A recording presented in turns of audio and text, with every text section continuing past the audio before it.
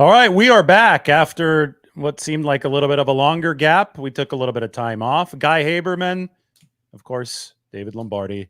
Hey, Guy, what's up? David, good to see you. I just saw you a couple hours ago out at Santa Clara, but How was the it's good. dentist? Didn't you go to the dentist? Dentist was good. We haven't done one of these since we both were off in Europe, so I don't think. So it's good to be back in the swing of things. It's things are busy right now, so there is a lot, and we'll continue to be. There's a Hall of Fame game this week. We finally get to see the kickoff rules. Caleb Williams isn't like, none of these guys are playing on Thursday night. It's the Bears and the Texans. They play week 2, so these teams are not incentivized. But we'll see the kickoff rules, but will we see actual kickoff strategy employed, or are these teams just going to hold things close to the vest? I think it's going to be the most interesting part of the preseason because you do have to try some of this stuff, and your kicker is probably like the Niners in a preseason game. Jake Moody's making all of those kicks anyway. I guess maybe Wisnowski could. Wisnowski probably should make a few of those, but. Where the ball is going to go, can you block it up? Are there touchdowns? What is the average starting field position?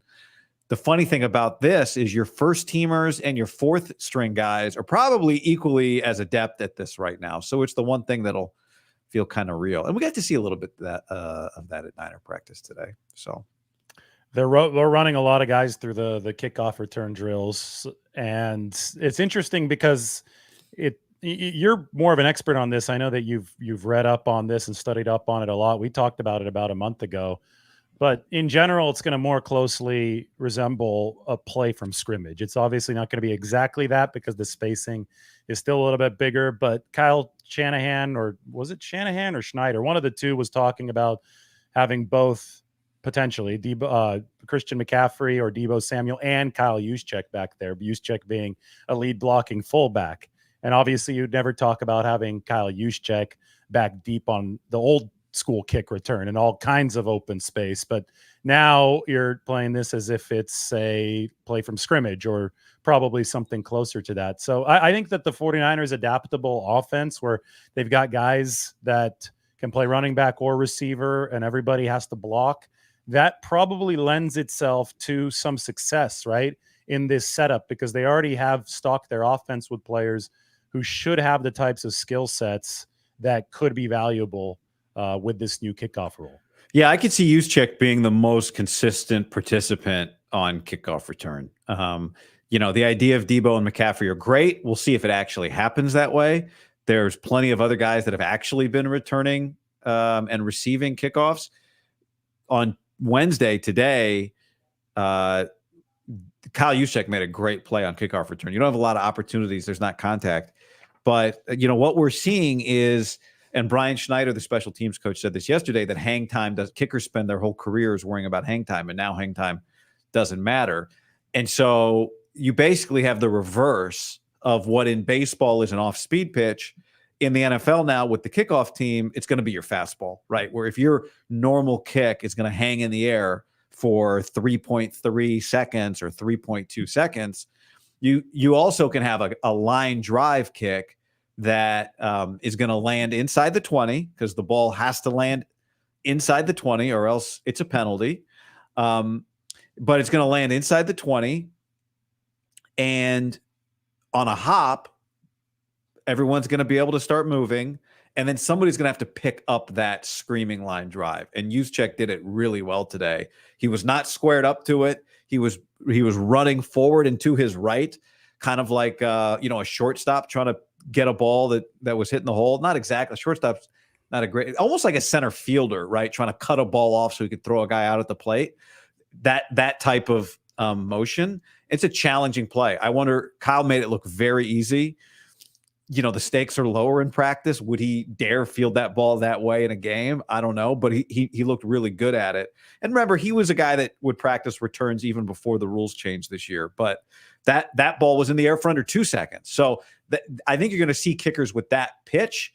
That's going to be one way that the kickoff team can try and dictate terms to the return team is we may hit you 3 in a row with regular hang time kicks, and then we're going to kick a line drive that you have to pick up not just bounding kind of slowly. I think the angle is going to make it tough for that, but a ball that's going to skip and hit really hard. Well, Kyle Juszczyk, I think, has the best hands for punt returns on the whole team. I'm not joking about that. Kyle Shanahan has. Why would anybody think you're joking about that? That's offensive to Juice. To fullbacks. Yeah, seriously. No, but first of all, he played receiver at Harvard. So he comes at this from a receiver's background. He was all over the field for Harvard. It was a slot receiver, H-back role. Second of all, the reason I think that people don't think of him as having the best hands on the team for that is because you're thinking about somebody who's really quick and can deliver an electrifying punt return. You're always thinking about the ceiling when you think of punt returners, but smart NFL teams are thinking more about the floor, right? So there was a lot of people threw their arms up in there and they were frustrated when the 49ers signed Trent Taylor this offseason. They're like, oh, well, this guy's just going to fair catch it all the time, and he hadn't returned one for a touchdown. Like, most punt returners in the game this day have come nowhere close to returning anything for a touchdown. These punters are really good. The directional kicking and the coverage, the way they chart these things out is awesome. You stand way more to lose on a punt return than you stand to gain on a punt return. So it's so important to raise the floor, which is why they signed somebody like Trent Taylor and why they run Kyle Juszczyk through these drills. Because if they ever reach an emergency injury situation where they don't trust the available personnel on their roster to cleanly field a punt, they at least know that Kyle Juszczyk can do it. So he's not going to give you the upside, but it's way more important because he doesn't have the quickness, obviously, but it's way more important to avoid the downside before you start thinking about the potential upside. I think this rule benefits lesser teams because it introduces a little bit of a curveball, right, to a play that has just a little more variance to it, where one mistake can lead to a touchdown. So the Niners are one of the best offensive teams, one of the best defensive teams. Historically, they've not been one of the best special teams. So what they should be looking for, what I think Kyle Shanahan will be looking for, is stability. And Trent Taylor absolutely brings that. Now, one thing I have on my list to bounce off of you today is who are the 6 receivers right now trending to make this team? What does that look like? We didn't intend to start with anything in particular, but I love talking about kickoff returns, and I know we've both got stock up and stock down in the title on YouTube, but kickoff return is going to be a big part of that. And the receivers were interesting. I thought the receivers were interesting today anyway. So, how that all fits together is really important. So you want to talk about the 6 receivers on the inside of the 53-man roster picture. Well, the title also says Brandon Aiyuk update. So why don't we get to that first? What's the update? This is from Brad at the SF Niners. He posted this up on Twitter and on YouTube. That's Brandon Aiyuk shaking hands with John Lynch. And then I think that Kyle Shanahan even gets a bit of he gets the hug. So Brandon Aiyuk was very, very upbeat at practice today, to say the least. Now, I will also say that I ran into Brandon Aiyuk yesterday, and he was very upbeat when I ran into him. A lot of smiles, a lot of, how's your offseason going? As if there was no contract drama going on whatsoever, just like this video. It seems like there's no drama going on whatsoever, except for the fact that Brandon Aiyuk is in street clothes while the rest of the team is practicing around him. Anyway, a lot of people have looked at this video, Guy, and they've said, oh, this definitely means that a contract is imminent. I will say that I don't think that video means that a contract is imminent. I'll leave it at that, but people are reading a lot of tea leaves right now, and it's probably best to pump the brakes on that. I think it's easy to forget who Brandon Aiyuk is and who he has been to the franchise, which is an excellent teammate, a guy who's really developed as a person, a positive locker room as a player, a positive locker room influence, beloved by his teammates. I watched Juice and Christian McCaffrey do an interview the other day, and he wears it a lot. So I don't know that he was making a statement, but Kyle's a smart guy. He knows what he's doing. There's a lot of hats he can wear. They have a lot of hats. The Niners locker room, a lot of guys in there making hats, and he was wearing the Brandon Aiyuk logoed hat. That's the hat that Kyle Juszczyk chose to wear the other day. So, we shouldn't be surprised. It's not all these are different, right? Trent Williams isn't there. Doesn't mean he's not beloved. Bosa wasn't there last year. Doesn't mean all the same things aren't true about Nick. But when Brandon Aiyuk is out there smiling and hugging his teammates, I mean, Brandon Aiyuk likes being around his teammates. So I think when you go through a offseason like he has, everyone has to pick a side. Like I'm anti-Aiyuk or I'm pro Aiyuk, or why is Aiyuk asking for this, or why won't Aiyuk just take his $26 million and be generationally wealthy and just show up, right? It's easy to create a whole story around a person. Like fundamentally what we saw in that video, that's just Brandon Aiyuk wants to be on the field. He wants to be, like most guys, they want to be on the field. And his agent is telling him, well, we're not going to do that yet. Or maybe he's saying we're not going to do that yet. But, I thought it was interesting 2 days ago, Kyle Shanahan talked about when this gets resolved.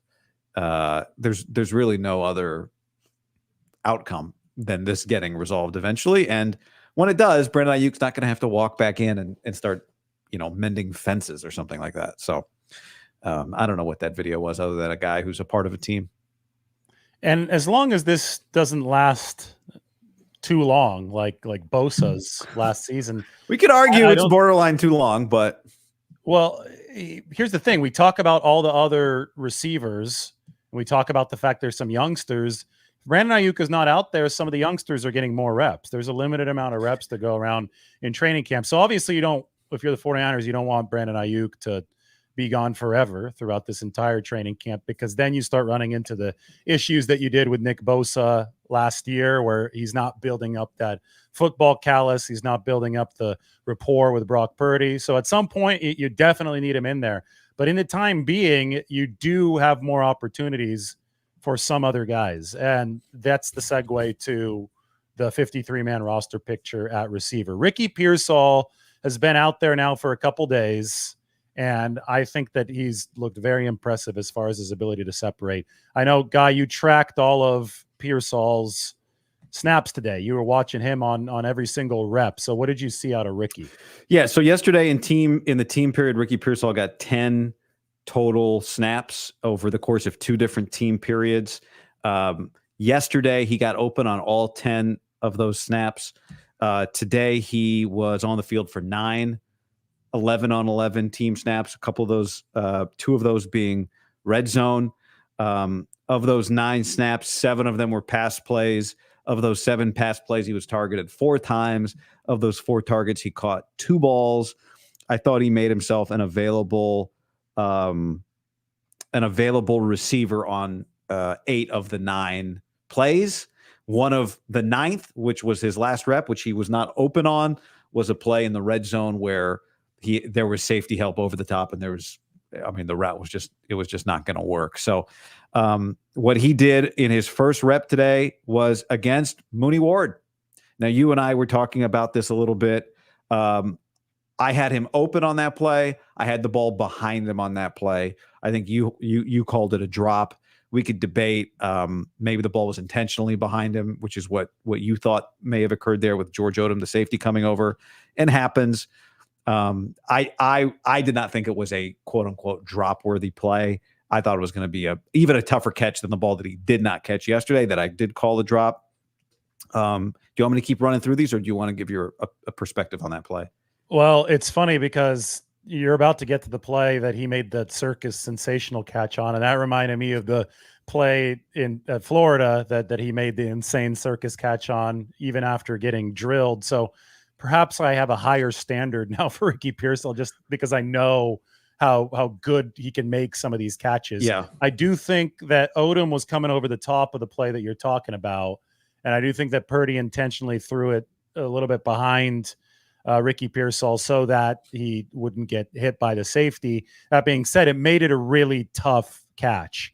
And so I would argue that it was a good throw from Brock Purdy, but it wasn't the best decision, because if you have to put it in that position just so your receiver has a decent chance at it and doesn't stand a chance of getting lit up, you probably shouldn't be going to that receiver. In the big picture, it's a minor critique of Brock Purdy, but that's the way that I saw it. The ball, it was kind of at his hip, but behind him. When you're moving so quickly across the middle of the field, I agree with you. That is a very tough catch. I just have Ricky Pearsall making insane catches already on highlight tapes that I've seen. So I thought that he's made tougher. But that being said, I do think that the truth is right at the sweet spot of what we're discussing right now. Yeah, I'll say this as an aside before I go on to play number 2, which is I heard Brock Purdy say, anything that touches, Brock Purdy basically said today, anything that touches his hand, he catches. I haven't seen that yet. Now, you mentioned a catch that he makes, which I'll get to, which was an excellent catch, like a fantastic catch. I don't think he has, not I don't think, I know, he has not dropped a ball that is a bad drop yet. There have been a couple balls that have hit his hands that he has not caught.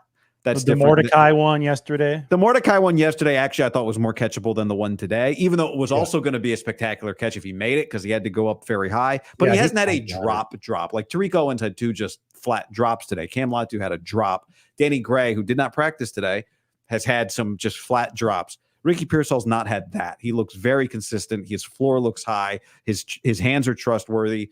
His tempo is good. He's always in rhythm. And I wonder if Brock just really trusts him. I'm not willing to jump to, if it just touches his hands, he catches it. I think we've gotten there with Aiyuk.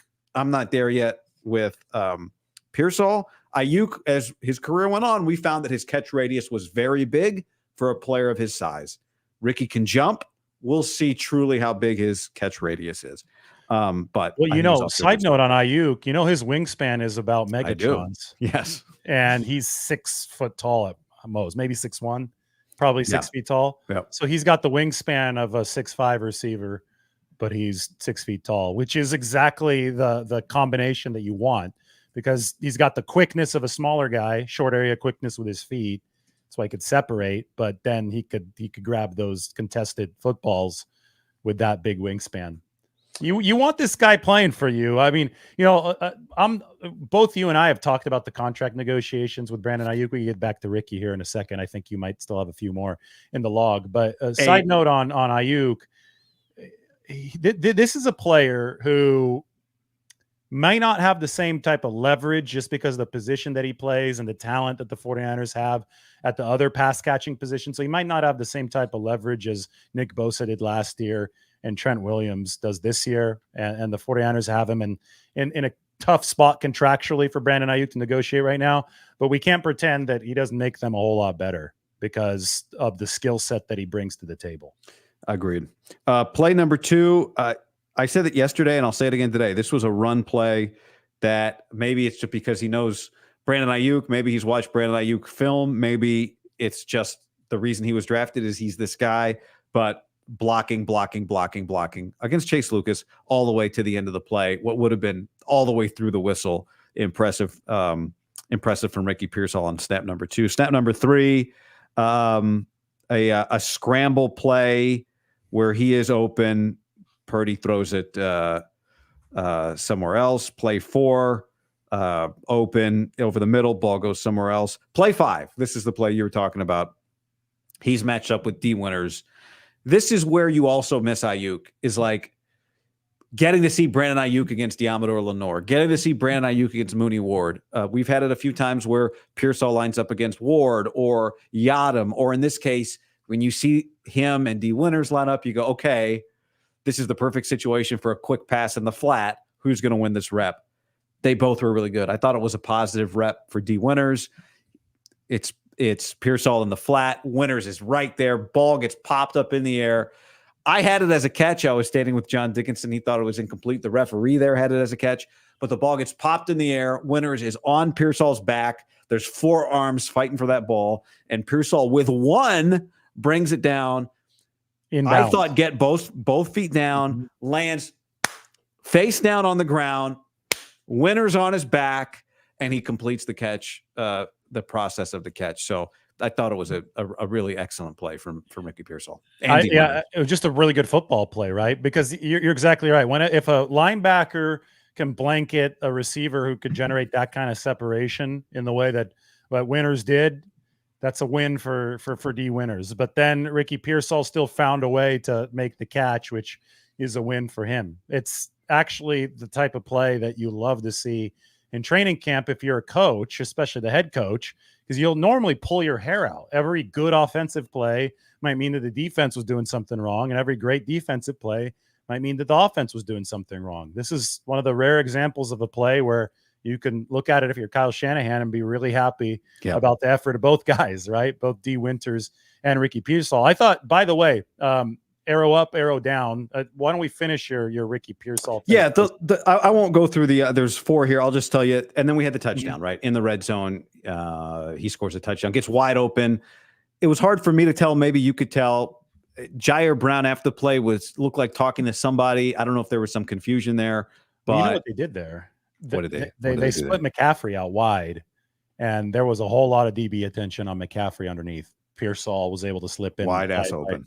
Wide open. So, you don't have Aiyuk on the field who can open up stuff like that, but CMC is still there. And if you use him in the red zone correctly, that could be a big benefit. Because what they did, they've run that a lot. McCaffrey on little angle routes, or when he's coming out of the backfield, or on the little slant routes, or he'll just sit down on a little hook because he's able to do that too. McCaffrey is an immediate threat. Alarm bells go off on the defensive side of the ball with the safeties and the linebackers when they see him out wide, especially in the red zone. And that really helped open things up in the back for Ricky Pearsall, who put on a really nice move to get away from Jair Brown. I just want to make one general overarching point about Ricky Pearsall. What we're seeing here, right? What we're talking about, 10 reps, 9 reps, 4 targets, 3 targets. Remember what Ricky Pearsall's job on this team is. Ricky Pearsall's job is to be, at any given time, the 5th option. Now, not on any given play, but who's going to get more targets than him? McCaffrey will, Kittle will, Debo will, Aiyuk will, Jennings will. Okay, so it makes him the 6th. I'm not sure about Jennings, but okay. Yeah. Let's just. But the point is that his job is going to be to run whatever his play count is. Okay, throw out a number. Let's say 12 snaps a game. What do you think of that number? High, low? I think it could grow as the season goes along. Let's say 14. I think the 49ers hope it does. Let's say it's 14 snaps. His job is going to be 14 times to run the right route and be in the right place and be ready for the ball that will come 3 times, right? And on those 3 targets, he better be ready to catch it. And I think that is part of being a receiver. That's part of being a receiver on this team especially. And so far, through 2 days of padded practice, he looks the same on every rep. And he makes himself a target, an available target on almost every, from my count, 18 of the 19 reps. And the one that he was not an available target, he was taken away by double coverage. I think the consistency aspect of what you're saying is such a great point, because you not only build up trust in the moment that you're taking those snaps and playing with the quarterback on the field, but you're building up trust in the film room right now, because what Brock Purdy is doing as we speak, what Brandon Allen and Josh Dobbs are doing as we speak, is they're watching the tape from practice. And maybe Ricky Pearsall was read number 3 or read number 4 on a handful of snaps today.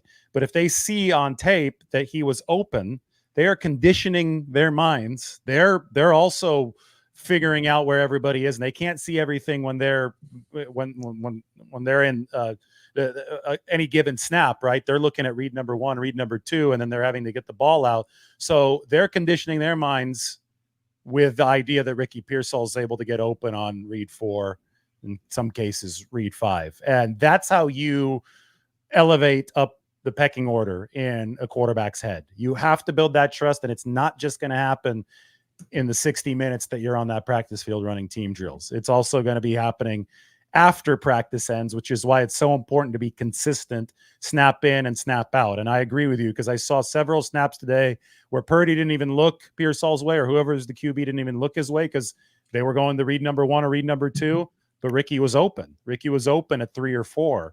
And that's the kind of stuff that ultimately marks consistency that I think is going to pay off. All right, you pulled up the spreadsheet earlier. Let's talk about who's making the receiver group. Aiyuk, Debo, Jennings, 3.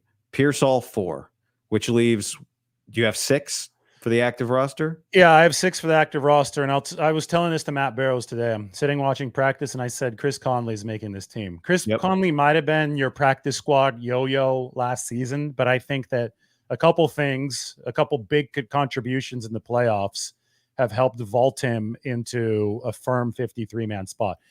Chris Conley has excellent rapport with Brock Purdy. That was demonstrated in the Packers game in the divisional playoffs, where they ran the deep out that Purdy was able to throw before Conley even came out at his break in the biggest of moments on the game-winning drive.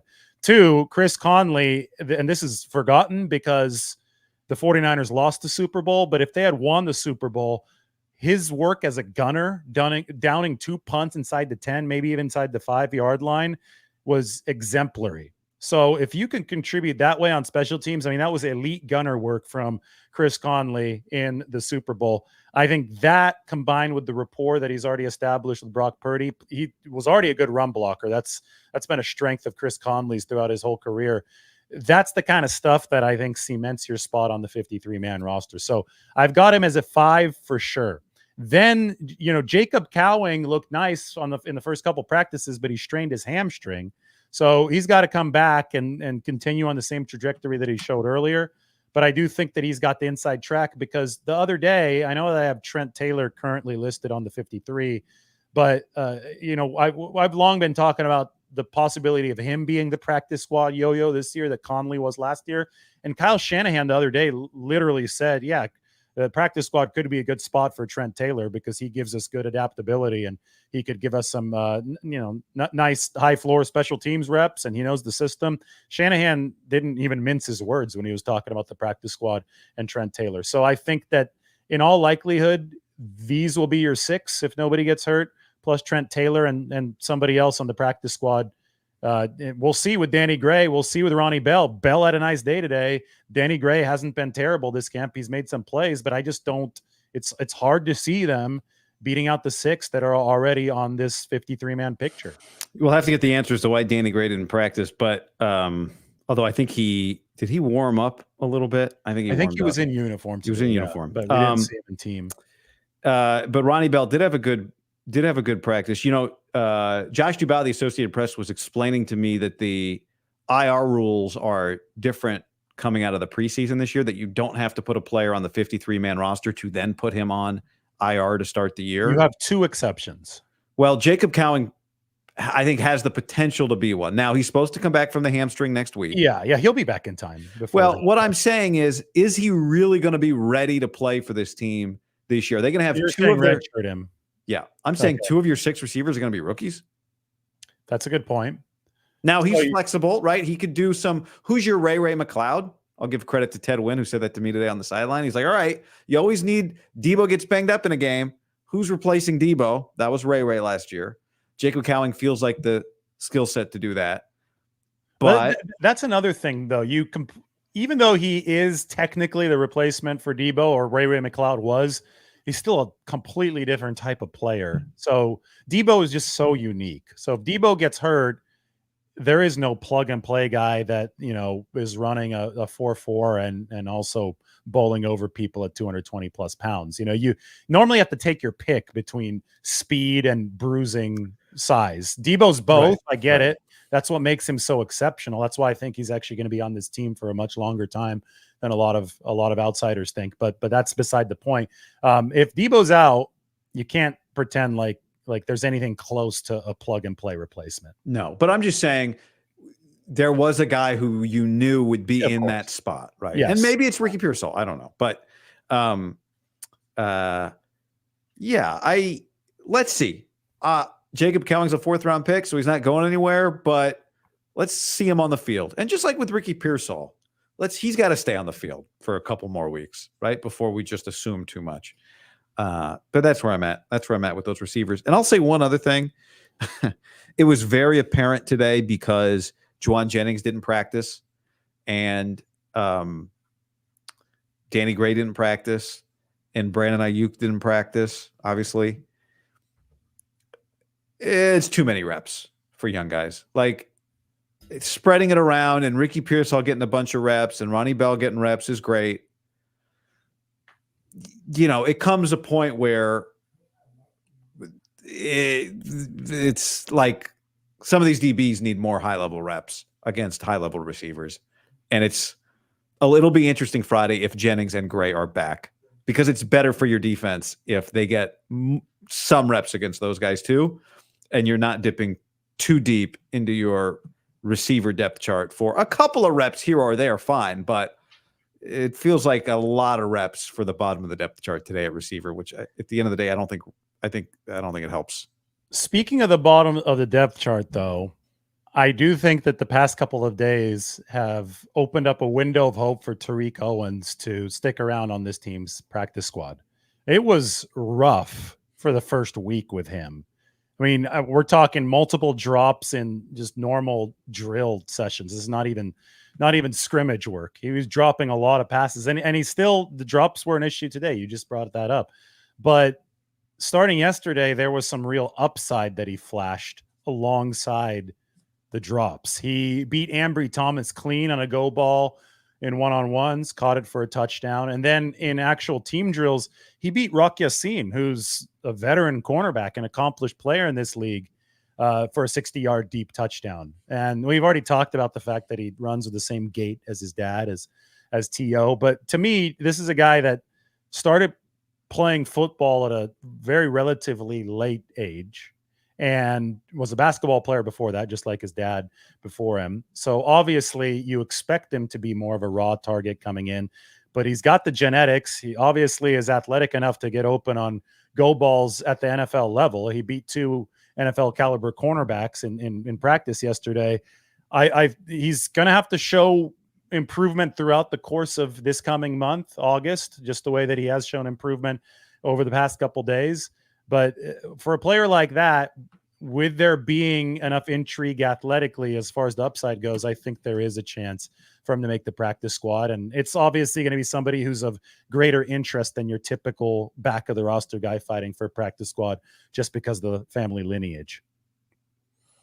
Okay. You're not buying it? I'm buying. No, yes, there are places on practice squad.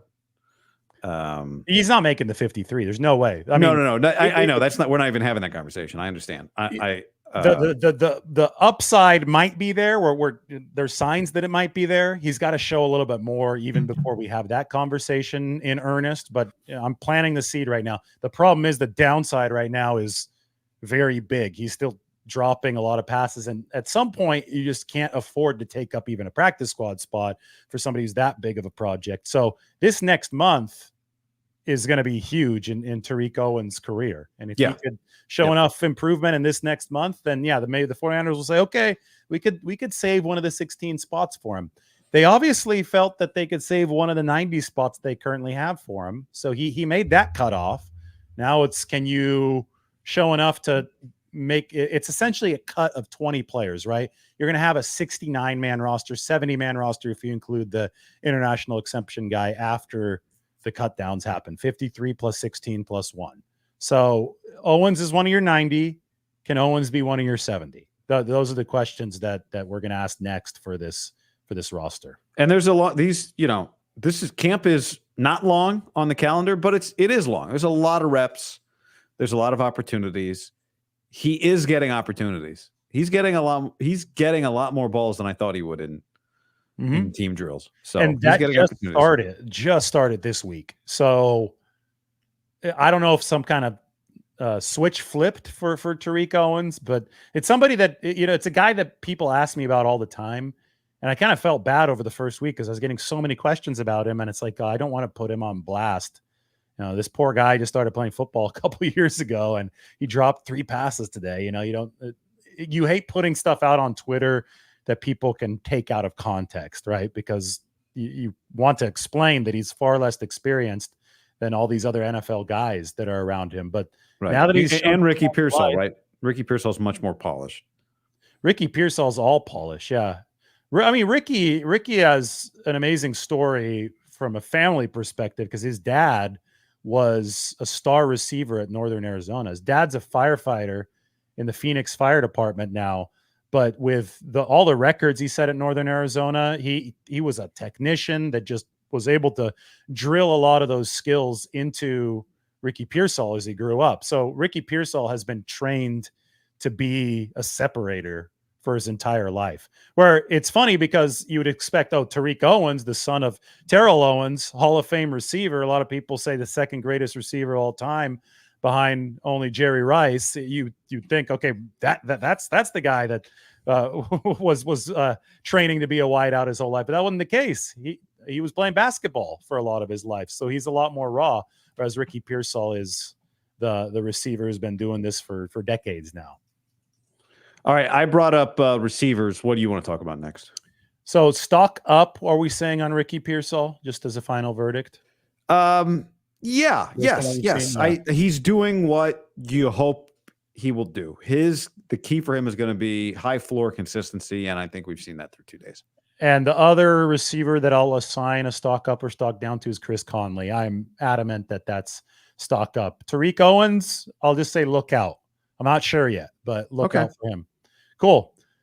Next position that we could talk about, running back. Why don't we just stay on the offense? Running back is super interesting to me because Cody Schrader's got a window now. And when I open this depth chart, when you start sharing your thoughts on this guy, I'm going to make an amendment to this depth chart. Look over here. I've got Cody Schrader at the bottom of it. I think he's already ahead of Patrick Taylor Jr., who was the free agent they picked up, was with the Packers the past 3 years. So I think Schrader has climbed up. And now the question is, when does Isaac Guerendo return from his hamstring? And does Cody Schrader impress the 49ers enough in that gap between now and when Guerendo returns to grab a roster spot over Isaac Guerendo? Because his hamstring is more serious than the other ones that we talked about, Jacob Cowing and Tay Martin. So he could be out for like 3, maybe even 4 weeks. You're really starting to bump up on the roster cut down, and the 49ers could run some of the IR maneuvers to keep Isaac Guerendo around, but not have him make the 53-man roster. But I think that might be answered by Cody Schrader's performance over the next few weeks. I think when we get to preseason games, one of the big questions for me is going to be, can Cody Schrader be trusted to pass protect? Because if so, he has other value. Like, he looks very natural as a pass catcher. He runs hard. We know he was the SEC's leading rusher last year. And, he's not a project, right? When you've come in with as many carries as he has had, right now is your prime. Some rookie running backs need a year, but for Cody Schrader, right now is his time. And I don't know how many touches there's going to be on this team. Kyle Juszczyk called it the deepest running back room top to bottom he's ever been in. And you see it because you see a guy who on a lot of teams would get an opportunity, but he's behind Jordan Mason, who looks good. And I've said this, I think Elijah Mitchell looks really good. Now, no one's tackling yet, so let's get these guys to games, and who knows how many snaps Elijah Mitchell will play. But McCaffrey, the most likely guy to end up with 4 guys hanging on him, even in practice when it's supposed to be thud, is McCaffrey.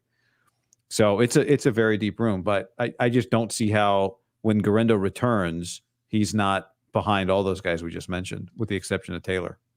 Schrader, the way that he ran in college makes me really excited to see him in a preseason game when you could tackle live to the ground, because he was just tough as shit. Like, he was really, really hard to bring down, especially considering his size, but it's a mentality thing. And, a lot of people might be surprised to hear this, but I think it's become increasingly the case over the past decade. The tackling in the NFL is obviously better than it is in college, but it's not better to the degree that a lot of people think it is. There's some really poor tackling in the NFL. So I don't think just because Cody Schrader graduated from the SEC to the NFL, I don't think that the tackling is going to improve to an extent that means that he can't break a single tackle anymore. He was breaking a lot in college just because he had more willpower than the guys that were trying to bring him down. I think that, if you have that trait in the SEC and D1 college football, there's a good chance you can carry that trait over to the NFL. As you said, there's no way that we'll know for sure, though, until these preseason games, because they're not tackling live to the ground at 49ers practice. Where are you at on Elijah Mitchell as a trade candidate? We talked about this before. We don't have to rehash it unless you've changed your opinion. I mean, it's probably need more time, but exactly. I think Elijah's looking healthy, strong. I mean, he's come out of the offseason looking good. What the biggest development for the 49ers in the running back room, by the way, is Jordan Mason becoming the 2B to Elijah Mitchell's 2A. Entering training camp, I think it was clearly McCaffrey 1, Mitchell 2 when healthy, Mason or whoever else 3. Mason is showcasing a much more diverse skill set, especially in the first few days. He caught a lot of passes. His hands look much softer. We have to wait for a few more returns and pass protection. That's going to be really important. But the way that his teammates are talking about him, the way that Kyle Shanahan is talking about Jordan Mason, the 49ers are feeling that he's pulling into more of a tie with Elijah Mitchell, thanks to his own doing, not to Elijah Mitchell dropping for that running back 2 spot. So if that, persists, and if Guerendo comes back and shows the 49ers just a little bit of something, and Cody Schrader continues ascending, then you could start having the conversation. Maybe it's at the end of training camp, or maybe it's not until before the trade deadline. But at that point, you could start having the conversation about giving Elijah Mitchell the Jeff Wilson Jr. or the Matt Breida treatment. And both Wilson and Breida were traded for 5th-round picks, but I think it's still too early to solidify any such talk right now. Yeah, he might be your second best running back. Yeah, exactly. So at this point, other guys have to prove themselves. And Elijah Mitchell is chronically disrespected as far as what he can actually bring to the table when he's healthy. People don't realize how good he is. And I think that was an emotional moment for the 49ers. And a lot of guys in the locker room told me in the NFC Championship game, we were so happy that Elijah had a chance to punch in that winning touchdown, because he takes a lot of flack. He played through like 6 injuries in 2021. The 49ers do not make it all the way to the NFC Championship game without Elijah Mitchell. That was the year where every running back got hurt, and Deebo Samuel had to come and play running back. So Elijah Mitchell hanging on by a thread that season was a real sign of toughness. And I think that has actually negatively stuck with him for the rest of his career so far, because a lot of guys have a chance to come out of college and just kind of work in a secondary role. And if they do get dinged up, well, then they'll be out for a few weeks, and they have that first year to get their bodies acclimated to the NFL. Elijah Mitchell didn't have a chance. The 49ers had their back up against the wall. Running backs were dropping like flies that season, and he had to tough through 5 or 6 injuries. And he kept on playing. And, this is not a video game. It's not like, okay, let's let the 2 months of the offseason elapse. Now the guy's back to full 100% health. The bruises that you take and the injuries that you suffer your rookie year, you can still feel, and you probably still will feel to some degree in later seasons. So there's a chance that some of the other stuff that Elijah Mitchell has gone through since 2021 is connected to what he toughed out in 2021. So the fact that he's able to take that handoff and score what proved to be the winning touchdown in the NFC Championship game, I think that meant a lot, not just to Elijah, but it meant a lot to the 49ers locker room. It's possible there are more touches for him this year on a kickoff return. I think Kyle Shanahan has to wait and see how this thing plays out and what type of player. I asked him about it several weeks ago. I know he was asked about it again on Monday. Who is your prototypical kickoff returner right now? We don't know. Mm-hmm. Might Elijah Mitchell be able to contribute there? He might, right? He was the first guy I thought of outside of Deebo and McCaffrey. Now, maybe it will be a different skill set that is best, but I think there is the possibility that he is able to work in there. So we'll see. So I think you have to keep that in mind too. You want to go to the defense? Yeah, let's go to the defense. So final verdict for that running back room, I say stock up for Cody Schrader. Obviously stock down for Isaac Guerendo, because Isaac dealt with a couple of hamstring injuries in college as well. So if the first thing that you deal with in the NFL is a hamstring injury, it does raise a little bit of an alarm bell. So he's going to have to prove that he could find ways to stay off of the injury list with the hamstring moving forward. But I think that's obvious. Anyway, defensive side of the ball. Let's go the defensive line, because the pads just came on at the start of this second block of training camp. We just finished today, so day off tomorrow.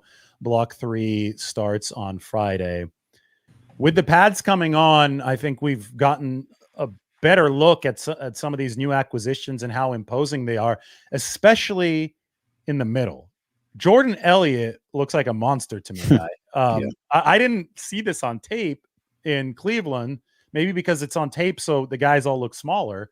but in person, he's got some real width. And the one advanced metric that really stood out to me, Jordan Elliott, is that he finished number 6 in the NFL amongst all defensive tackles last year in run stop win rate. That's ESPN's run stopping measurement. And we all know the 49ers badly have needed defensive tackles who can play the run. Last year, they were all below average against the run in the inside. Even Eric Armstead struggled his way through against the run. I think they've really missed DJ Jones for years now. I don't know if they have a specific DJ Jones type on this roster, but I do think that somebody like Jordan Elliott at least exudes potential as a good, solid run stuffer in the middle. I was asked yesterday if they need to add a pass rusher. They did last year, remember, in camp with Taco Charlton, who had a couple good practices before he got hurt. Yeah. And it may come to that this year with Drake Jackson out for all of camp. It's tough because this might be as inconsistent an offensive line they've had at this point in the season in a while, without Trent, with a right guard rotation and a left guard rotation today, which means also a center rotation. It's, like the old iron sharpens iron thing. It's not ideal, I don't think, for the 49ers defensive line. I don't think they're getting the most out of camp right now, but they're getting a good push.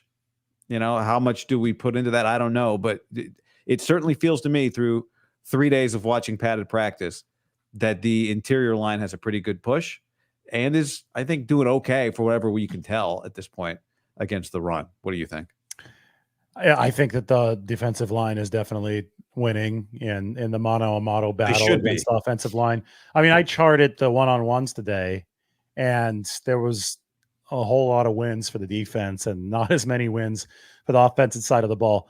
Interestingly, and I don't want people to get too alarmed when I say this because it has a little bit more of an involved explanation.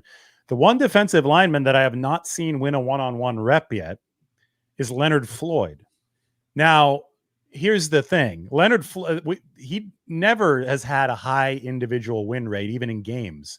It's not his game. If you go up and you look at Leonard Floyd up close, he looks more like a wide receiver than a defensive lineman. He is lanky. He's long. And a lot of people have used this pejoratively in the past, and they still do. They're like, oh, Leonard Floyd's a cleanup sack guy. He's got 39.5 sacks the past 4 years. Those are cleanup sacks. Yes, they're cleanup sacks, but I mean, if it were easy to notch a cleanup sack, then you could pull anybody off of the offense that's built like a receiver, and you just put him at defensive end, and he'd pick up 40 sacks in 4 years as well.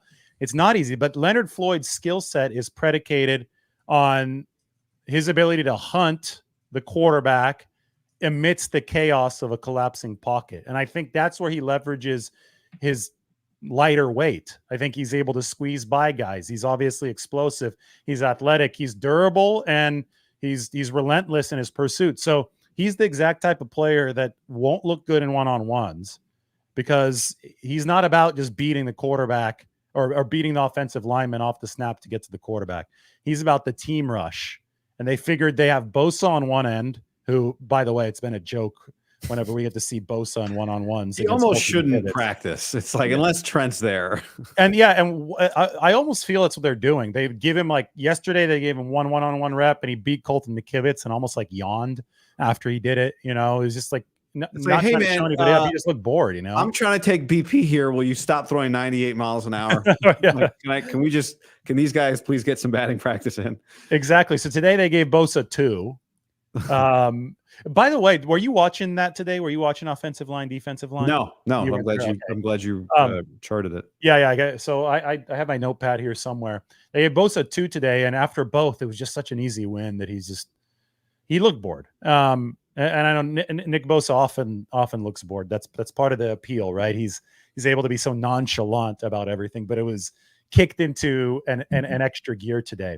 That defensive line, though, I think is built to be complementary. We'll see how well it works out in the regular season. You never know exactly how guys are going to feed off of each other till they actually play. But the whole idea is Bosa needs to win a ton on his side, which he's shown the capability of doing. Javon Hargrave needs to win a ton in the middle, which he's shown the capability of doing. And then Leonard Floyd is the guy that seals off the back end and goes and hunts the quarterback. And they're hoping for another double-digit sack here from Leonard Floyd. You don't build your plan around Leonard Floyd winning one-on-one all the time. You build your plan around your superstars on the other side and in the middle winning, and Leonard Floyd being that glue that kind of brings a lot of the sacks home. Here's a question for you. Are you giving D. Winters or Jalen Graham a chance to beat out Devondre Campbell right now through a week and a half, 2 days of padded practice? They look good today, both of those guys, besides the fact that Jalen took a swing at Drake Nugent. Thumbs up to Drake Nugent. He'll get points for that. He Jalen Graham just swings at him, which is. Can I say something? It was not a swing. Almost feels like haphazard. This was a direct. It wasn't a jab because it originated like he brought it back here, but it was a straight on, right to the. It looked like to the face or the helmet or the chest, which is just stupid, right? I mean, why would you put your hand in danger? The guy's got a helmet on. It might actually be a little safer for the puncher now that they're wearing the big mushrooms on their head, right? Guardian caps. But anyway, he swung at him. He was frustrated for whatever reason, probably because Drake Nugent was blocking him. He was in the back of the end zone, so I'm guessing that Drake Nugent was put him on skates on the play or something. But I had to watch the tape of it to know exactly what happened. And Drake just sat there and absorbed the swing. It's not going to do anything to you when you got your helmet on. And he just shrugged and he walked off. Yeah. And that's restraint we don't see very often in these situations. Yesterday we had, I think it was T.Y. McGill on the defensive side of the ball and Jarrett Kingston, the rookie out of USC. That was a shoving match. I don't know if there were swings there, but it was a violent shoving match that went both ways. It wasn't one guy just walking away. So the restraint that we saw today from the center, Drake Nugent, I think was commendable. What was your question? I went off on it. Is either one of those guys going to take Devondre Campbell's job? Anyway, yeah. So Jalen Graham looked good. I'm sure that didn't earn him any points with the coaching staff, but he looked good other than that. And D. Winters looked good today. Everybody's been talking and hyping up D. Winters over the course since OTAs, when Fred Warner said this guy had the best OTAs of anybody on the team. I tend to think, and if we look at the linebacker depth chart here, I think that Campbell is going to start the season as the linebacker too, assuming Greenlaw's not back, because they still need a 3. And you want that third linebacker to be a firecracker that can give you some really good action into the flats when you're running a base defense. I just think it's a natural progression for either D. Winters or Jalen Graham, probably D. Winters at this point, to be the 3 to start the season. And then if Greenlaw is out for an extended period of time, you could see a flip-flop between Winters and Campbell if Winters or Graham start impressing over the course of the season. What do you think? I think ties go to Campbell, understandably so. You do have to think about the big picture when you make decisions like that early in the year. This is not baseball where the player that starts, if you replace him, doesn't get to come back into the game. There's not really any harm, I don't think, in making Campbell the starter, even though both Graham and Winters appear to be more explosive and sudden. We've seen a few times now Campbell talk about how important it is for him to be on the team and how happy it is to be out of Green Bay, et cetera.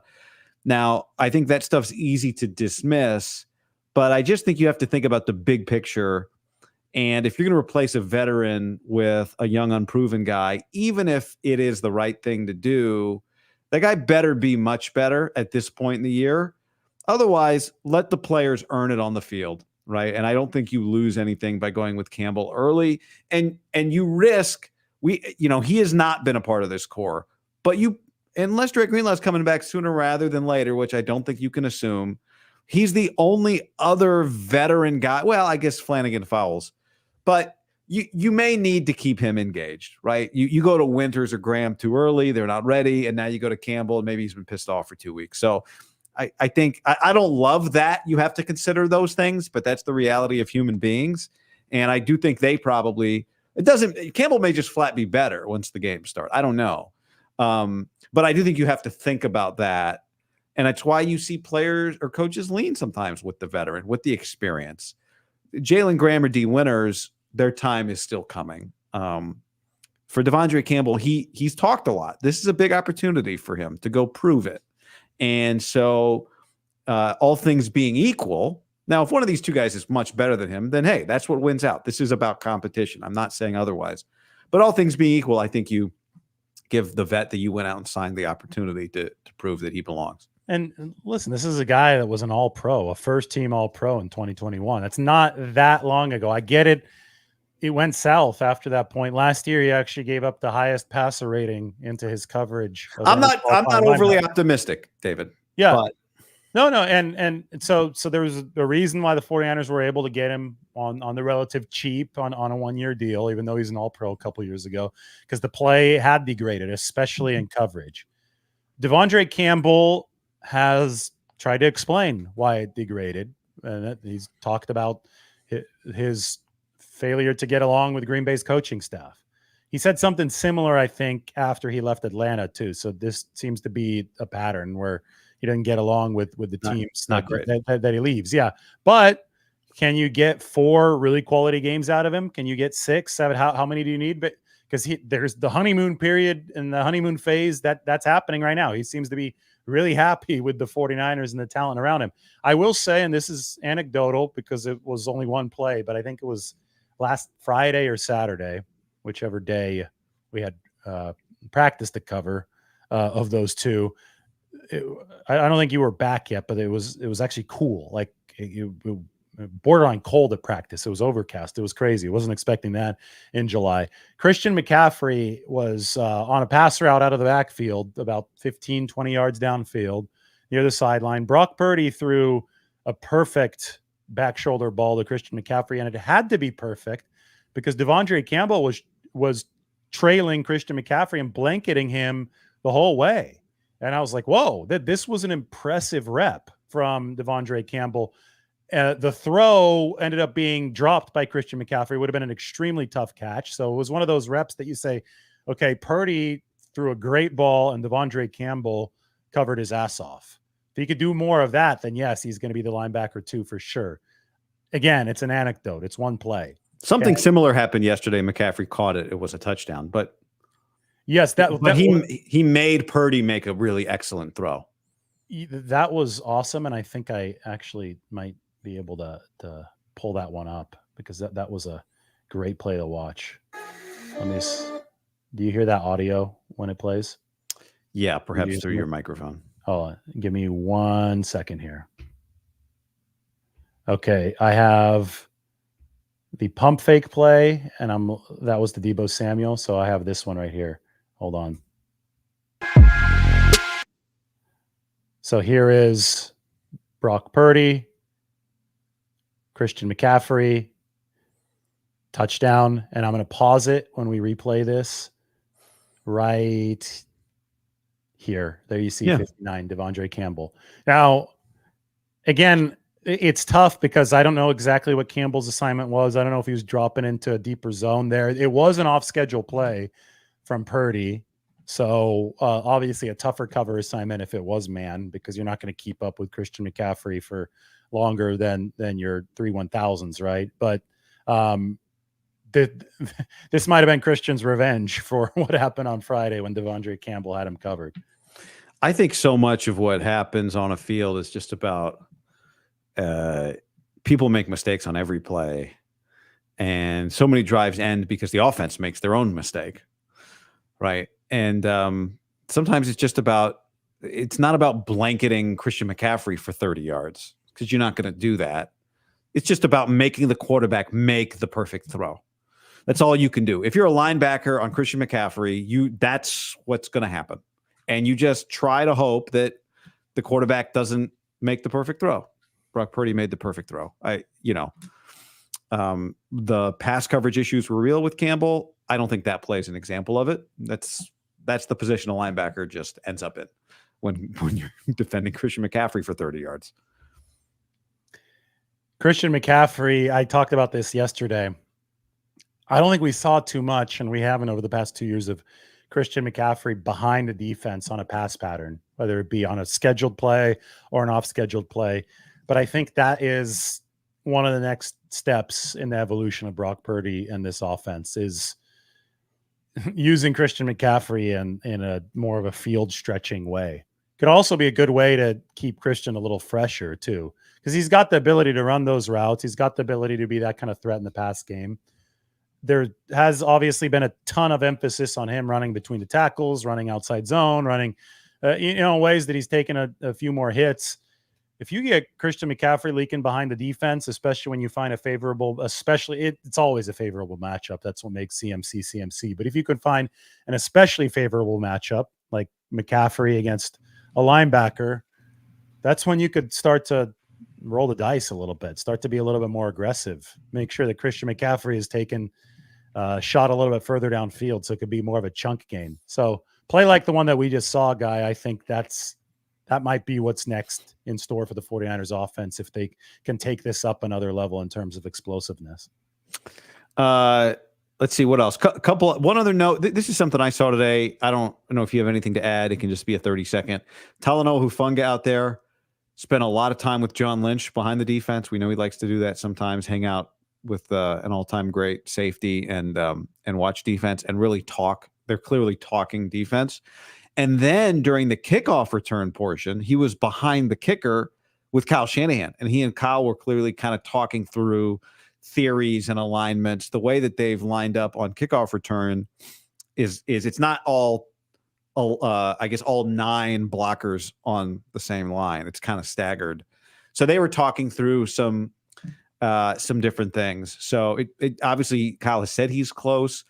He looks like he feels like he's close, right? You watch him and he seems to have a positivity to him. It changes the look of the defense when Talanoa Hufanga is there. And I know it kind of felt like right before he got hurt, stock was kind of down and maybe they were about to replace him with Jair Brown and maybe that will still happen. But I do think it's going to be a welcome return for him. So anyway, good to see him pretty engaged on Wednesday. And they say stock down. Didn't he have like 4 or 5 interceptions last year? I mean, he still has a knack for being in the right place, the right time.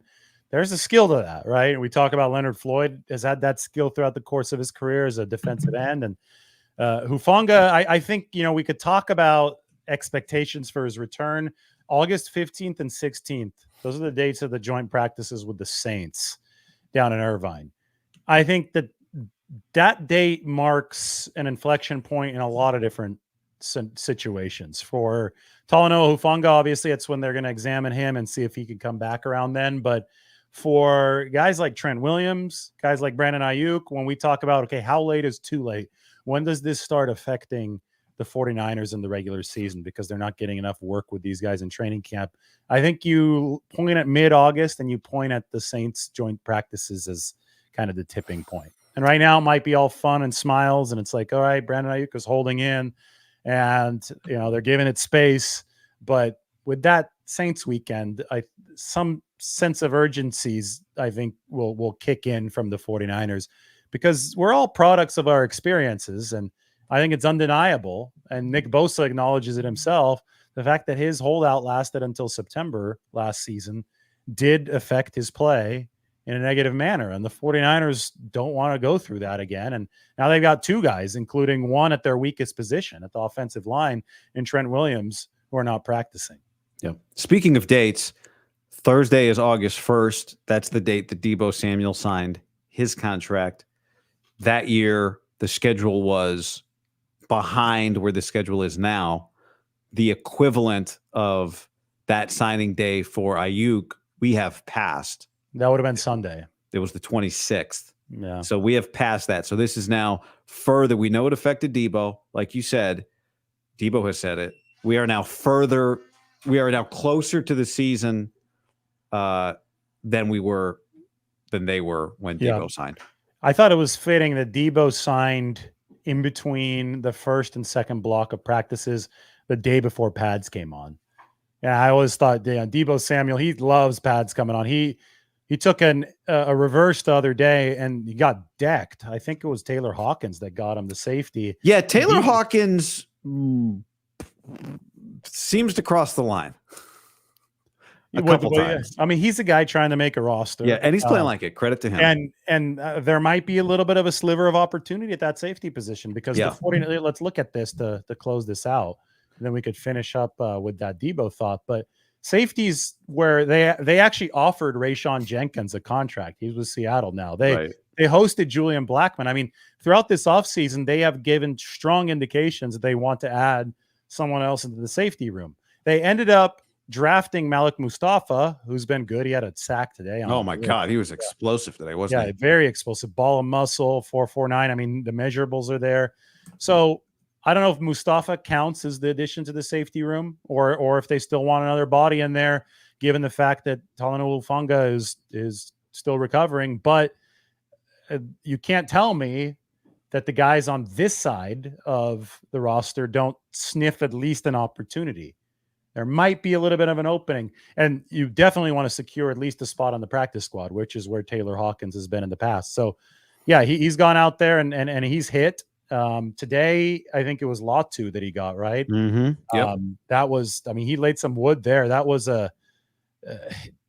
it dislodged the football from Cameron Latu. We'll put it that way. And he's much lighter than Latu. He's built like a brick. So I thought that was impressive. Anyway, when he hit Debo the other day, Debo popped up and was smiling. Debo really enjoyed it. And I think that was Debo's way of saying, I'm glad that the pads are back on, because he normally dishes out that kind of contact. So I think he really enjoys that aspect of the game. And to me, it was fitting a couple years ago that he signed right before the pads came on. When I say Taylor Hawkins has crossed the line, I should say no one's gotten mad at him. So, although, no, he didn't start a fight the other day. Yeah. So he's popping people. I did see a question. You just quickly, somebody asked about that. Somebody with an Iowa Colin in the chat. He's got an Iowa little logo. I have not been in the chat, but that's okay. Now. I'm just looking at it. He asked about tight ends, which of course the Iowa guy would ask about tight ends. It gives me the chance to say that the Shanahan offense is really getting put to the test this year at Iowa. Iowa has hired Tim Lester as their offensive coordinator. Tim Lester was on the staff with the Packers last year. Anyone who even kind of follows college football knows that Iowa's offense was one of the butt of all college football jokes last year. It was one of at times it looked like the worst offense in the country. And they have an excellent defense. They lost Cooper DeJean. Everyone knows Cooper DeJean in the draft. But they returned several other very good defensive players at Iowa. If their offense is just serviceable, they have a chance to go to the college football playoff this year, which is 12 teams. So this is the great test for the Shanahan offense, because it's a Shanahan kind of Packers LaFleur version of the offense that's coming to Iowa. It was big news at Big Ten Media Day last week. It's been big news. I think they had their media availability. They're going to be shifting before the snap at Iowa now. So a revolution. And if the Shanahan offense can work at Iowa, then it might just be able to work anywhere. So with that said, to me, the tight end room Eric Saubert looks to me pretty solidified at 2. But what do you think? Yeah, he's definitely there. Speaking of Tim Lester, I know Tim Lester. I've spoken to him about Jalen Moore. Tim Lester was the coach at Western Michigan. Yeah. And Jalen Moore played for him there. And Jalen Moore was one of those tight end converts. So we're talking about tight end, a really athletic guy. It definitely had been a type for the 49ers offensively. And then I think with some of the struggles anchoring in pass protection, we've seen a shift in philosophy. Dominic Pooney's a better pass protector than a run blocker. They're having to teach him a lot of the movement stuff that they need, but he could really anchor. So anyway, it was funny. I just looked up Tim Lester after he left Western Michigan in 2023. Last year, he was an analyst for the Packers. So he actually was on the other side of a big playoff game as his former player, Jalen Moore. And obviously now he's with Iowa, as you said. So I think Saubert's the 2. He's been out there. It's been very clear cut. That's something that I misread about 2 months ago when they signed Logan Thomas. I figured if they had signed a guy that they believed in his blocking to the extent that he would be on the inside of the picture to get some playing time.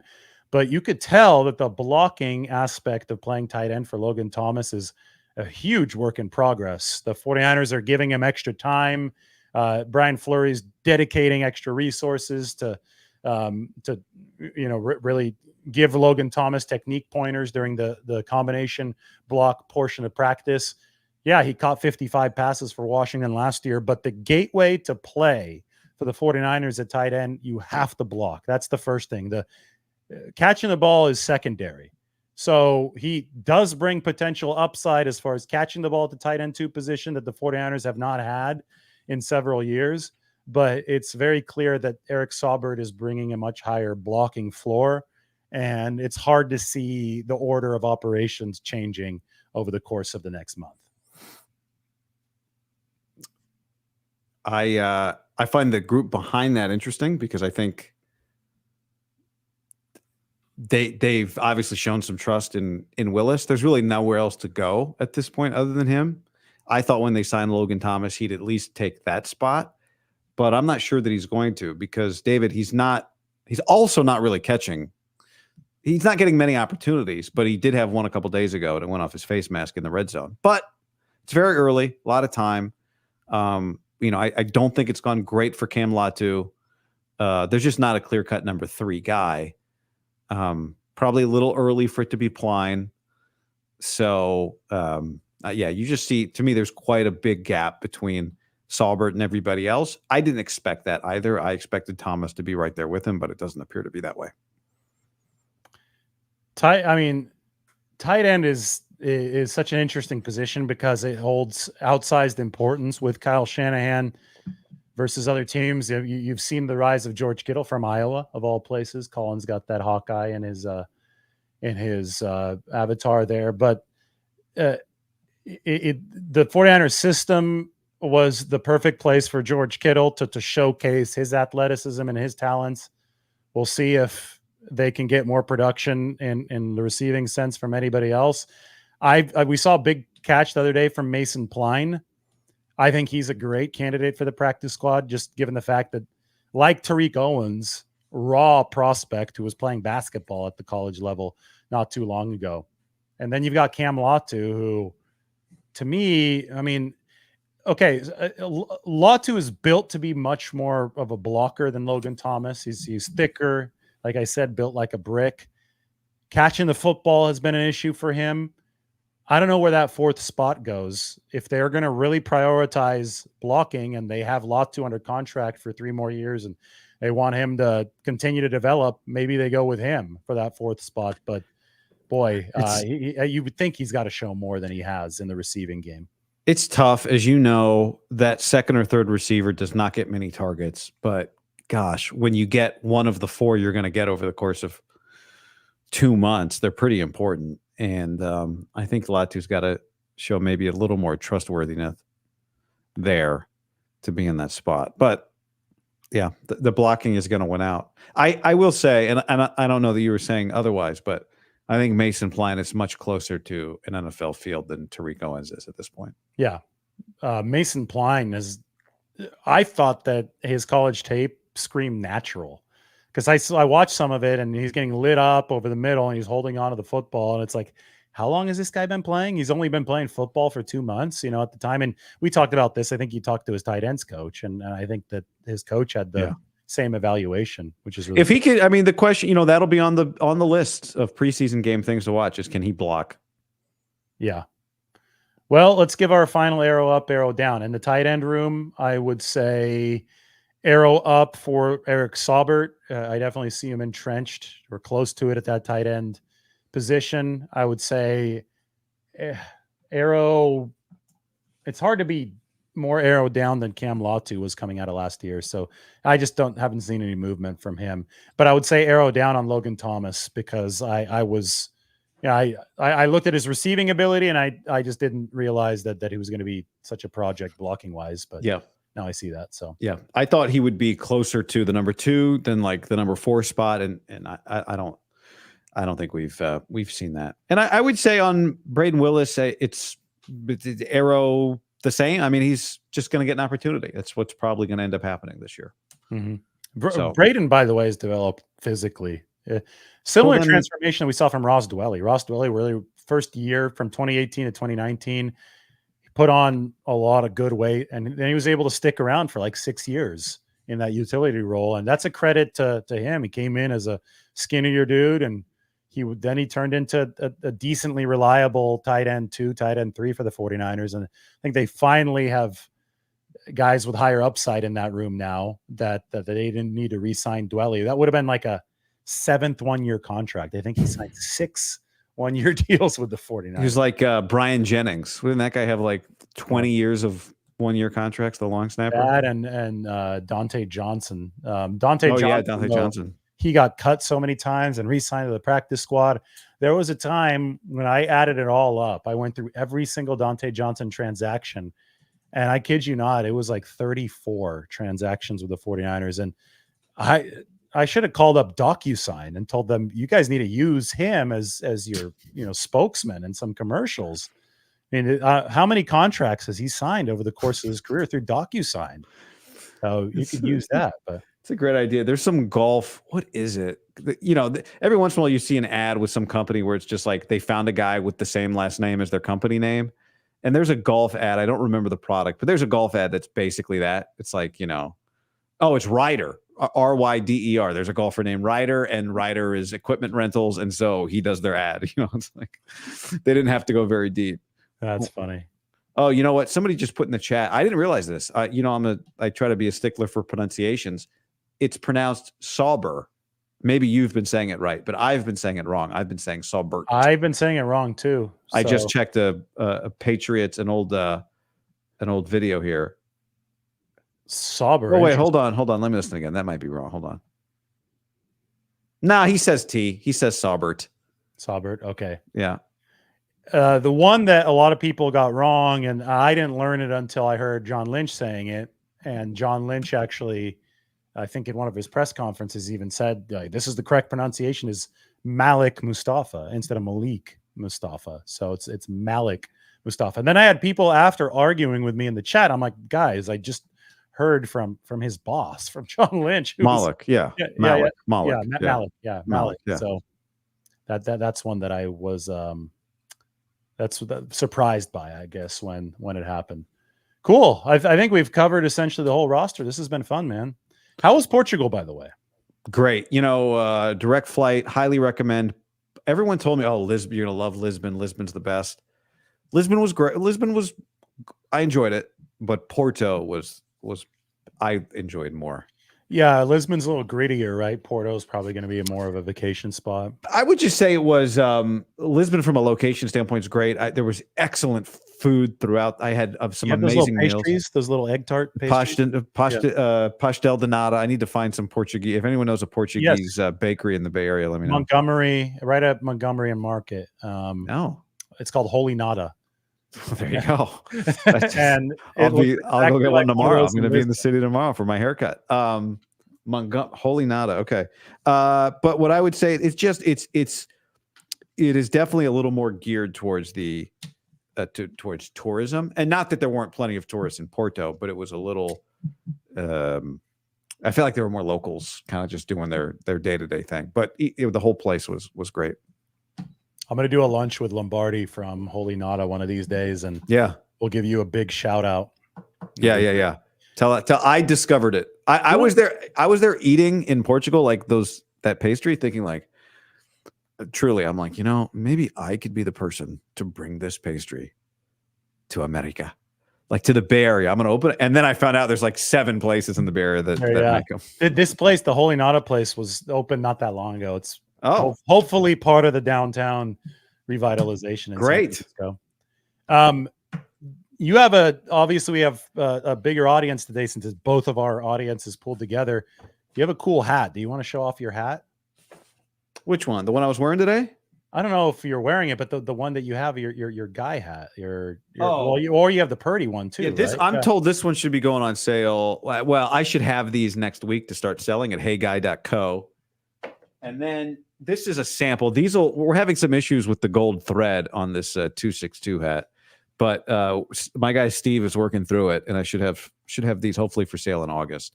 at heyguy.co. You can go sign up for updates there. That one might be a hit with 49ers fans. I'm going to try. Yeah, the Hey Guy is, I'm going to, whatever. That's cool if you buy it. Thank you. But this one, you don't have to know who I am to wear a 262 hat. So cool. Greg Papa has said to me multiple, hey, motherfucker, where's the hat?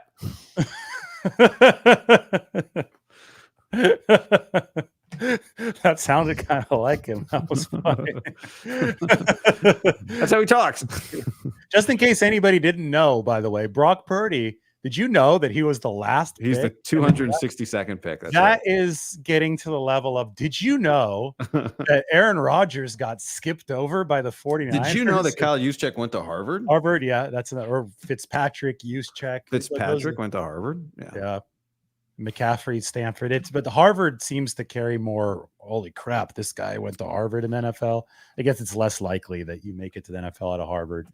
Although these days, I don't know, with Stanford, man, they had a pro day last year and only the kicker was at it. Josh Carty. Yeah, Josh Carty. Good kicker. Is he with the Rams now? I don't know. I don't. Let me look. I don't know, but I know that his mom told his dad that she was pregnant with him inside while they were in Stanford Stadium. Well, that's pretty cool. Yeah, he's with the Rams. Okay. So he was a 6th round pick, and are they having a competition? Or no? I think if you use a draft pick on the kicker, he's probably going to be your guy. He's a good kicker. Yeah. So, by the way, Jake Moody has only missed once. He's something like 21 of 22 now. He's been good. 262. That's a good looking hat. Yeah, we're working on. We got some. That looks like the same kind of color style stuff that Bill Walsh used to wear in the 80s. Yeah, I do like the old, like the throwback Niner red is I think it's everybody's kind of preferred red, right? As opposed to the darker red. Yeah. Yeah, that's a good looking hat. That's really nice. I might buy a couple from you there. That's really good. I'm gonna go buy Sanford. They said they got some swag for me over at the San Francisco Fire Department Station 13. 13, nice. Yeah. Where is Station 13? Station 13 is Jackson Square, so right in between North Beach and the Financial District. It's cool little spot. I know exactly. Yeah. Is that on what street? Is that on Columbus or what street? I think. Oh, okay. Yeah, it's a little closer to downtown than Columbus. Backside Transamerica Pyramid, not far from where Cafe Prague used to actually be there until they closed down. I'll tell you, they got to get with Montana. Station 16 to me, San Francisco. I've never been inside. If there's anybody I used to love going to fire stations as a kid, but Station 16 is the one on Greenwich. Right off Fillmore Street. Now that we should have a debate. What are the top 5 San Francisco fire station assignments, just in terms of location? Station 16. Now Station 13 is pretty good. Station 16 also pretty good. Well, yeah, you get beautiful, brand new. You have the Cow Hollow Marina. That's right. Party young crowd that you can greet as they walk by. So good place to drive the truck, I think. Station 16. Yep. So shout out to Station. I'm a big fan of Station. That's my station. Joe Montana has a house in the marina, so Joe has a place right off, or last I checked, he had a place. What is that? Right on? Is it Marina Boulevard? What faces the Marina Green? I think he's right on Marina Boulevard. He's right by the entry. You know where that road takes you into the marina parking lot. Mm-hmm. Joe is just there before the street kind of bends up towards the if you're going to walk to the Palace of Fine Arts or whatever, or I guess if you're going to walk to the Presidio. I know how I know he lives there, because one time I was walking by and he was standing in the driveway drinking a cup of coffee. That's perfect. Yeah, there's Joe. There I used to see him walking from he and Jennifer walking from the Fort Mason farmers market, and Joe would just have like a what is it called? What are those like a canvas sack with a piece of bread coming. You go to the farmer's market, he's got like a canvas bag. Like a farmer's market goer bag. Yeah. With a fancy bag. With like a piece with a French baguette sticking out of it. It's just like, he's living. Somebody asked about, I wonder how Station 23 is. I just looked it up. Station 23 is Outer Sunset. So okay. I hope they have some surfers in that station. Yeah, a little colder at Station 23. They're on Little less 45th sun. Avenue. They're on 45th and Judah. All right. I just want to know what their bit like. If there was a station draft, like who's going number one?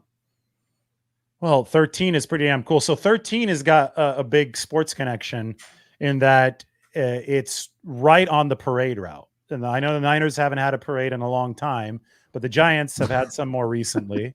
And Cody Ross was number 13 for the Giants in 2010. And he stopped by on the day of the Giants 2010 World Series parade and signed a Giants number 13 jersey that they proudly have hanging there, which cool. Started the tradition for SFFD Station 13 of having every single Bay Area sports team's number 13 up there. They then went to practice the other day, and members of that firehouse were able to meet Brock Purdy. They had a custom-made helmet built for Brock Purdy, and they gave it to him, and in exchange, he signed a jersey that's going to be up in San Francisco Fire Department Station 13, the number 13 Brock Purdy signed 49ers jersey. And it's there with Cody Ross. Obviously, he's a legend in Bay Area sports that ended the drought for the Giants in 2010. He was a hero during that playoff run. So anyway, 13, to me, they've got a really cool sporting history that with the Brock Purdy signature takes another step up. Yeah, that was cool. He seemed really touched by that helmet they gave him too, which was cool. Yeah. Gonna be good. Okay. All right. Well, Guy, this was awesome. We'll do this over the course of the season. It's a lot of fun talking to you, and arrow up, arrow down. A lot of arrows up, a few arrows down. We'll talk to everybody next time. Thanks, everybody.